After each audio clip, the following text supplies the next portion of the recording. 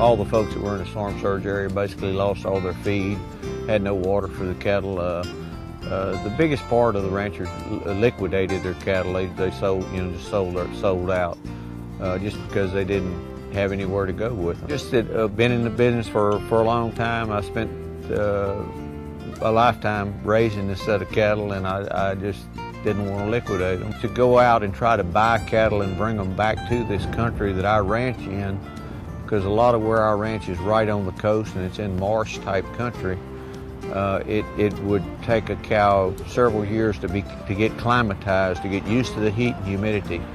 Working with the committee regarding the agricultural issues is challenging for the farmers. They lost their fencing, they've got salt in their fields, cattle have been relocated, they're leasing property. We ranch basically from sea level up to 8-foot elevation. So anytime there's a storm out there in the Gulf, we're always watching it, and we make preparations and we get the cattle gathered up. We do it on I've been doing this for over 30 years, 33, 34 years, actually running this ranch. I have probably gathered these cattle 40 times, maybe more than that. So I spent in excess of $100,000 just in freight bills alone, moving these cattle to other parts of the state. The extra grazing expenses, my grazing expenses are running about $15 a head a month. If I had those same cattle here, grazing them here at home, it would probably cost me $4 or $5 a head a month. And so that additional $10 or $11, and you multiply that times about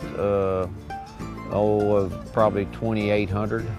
Long-term community recovery is assisting them with identifying funding sources and other types of technical assistance and resources to help them get their fencing back in, get their pastures leached and back into having their livestock on their own land rather than on borrowed or leased land. A politician always listens to votes, and the more people you get involved in it, the more they'll pay attention.